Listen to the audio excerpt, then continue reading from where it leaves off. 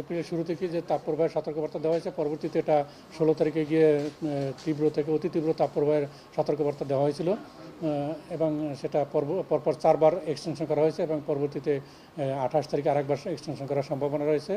অর্থাৎ এই পুরো এপ্রিল মাস জুড়েই যে তীব্র থেকে অতি তীব্র তাপপ্রবাহের যে সতর্কবার্তা সেটা বিরাজ করার সম্ভাবনা রয়েছে।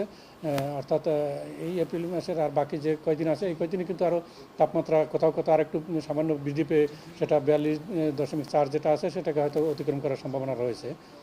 এরপর মে মাসের শুরুতে অর্থাৎ 2 তারিখের দিকে যদি আমি স্পেসিফিক বলি তাহলে 2 মে থেকে কালবৈশাখী ঝড়ের একটা সম্ভাবনা রয়েছে, অর্থাৎ বৃষ্টি এবং বজ্রসহ বৃষ্টি সেই সাথে কালবৈশাখী ঝড়ের সম্ভাবনা রয়েছে। এই বৃষ্টির কারণেই মে মাসের শুরুর দিকেই তাপমাত্রা কমে গিয়ে কোথাও কোথাও 2 থেকে 3 ডিগ্রি সেলসিয়াস পর্যন্ত কমে গিয়ে মানুষের তাপমাত্রা সহনীয় পর্যায়ে ফিরে আসার সম্ভাবনা রয়েছে।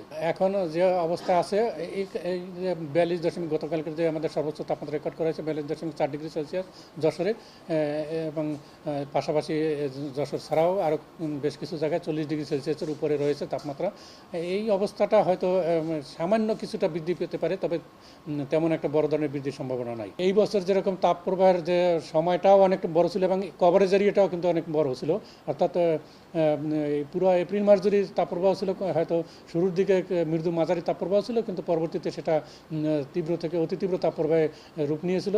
যে তীব্র থেকে অতি তীব্র তাপপ্রবাহের কভারেজ এরিয়াটাও কিন্তু অন্যান্য বছরের তুলনায় বেশি ছিল। অর্থাৎ আমি যদি হিসাব করে বলি তাহলে গত 75 বছরের এই পর এই প্রথম যেটা বাংলাদেশের বেশিরভাগ সময় এবং বেশিরভাগ এলাকায় তীব্র থেকে অতি তীব্র তাপপ্রবাহের কভারেজ এরিয়া ছিল। আর সর্বশেষ আমি যদি বলি যে স্বস্তির খবর যেটা আছে যে আগামী মে মাসের শুরুতেই, অর্থাৎ যদি স্পেসিফিক বলি 2 মে সারা দেশের বেশিরভাগ জায়গায় কালবৈশাখী বৃষ্টি অথবা বজ্রসহ বৃষ্টিপাতের সম্ভাবনা রয়েছে। এই বৃষ্টি এবং বজ্রবৃষ্টির কারণে দেশের বেশিরভাগ জায়গায় তাপমাত্রা 2 থেকে 3 ডিগ্রি সেলসিয়াস কোথাও কোথাও তার চেয়েও বেশি কমে যাওয়ার সম্ভাবনা রয়েছে এবং মানুষের মধ্যে স্বস্তি ফিরে আসার সম্ভাবনা রয়েছে।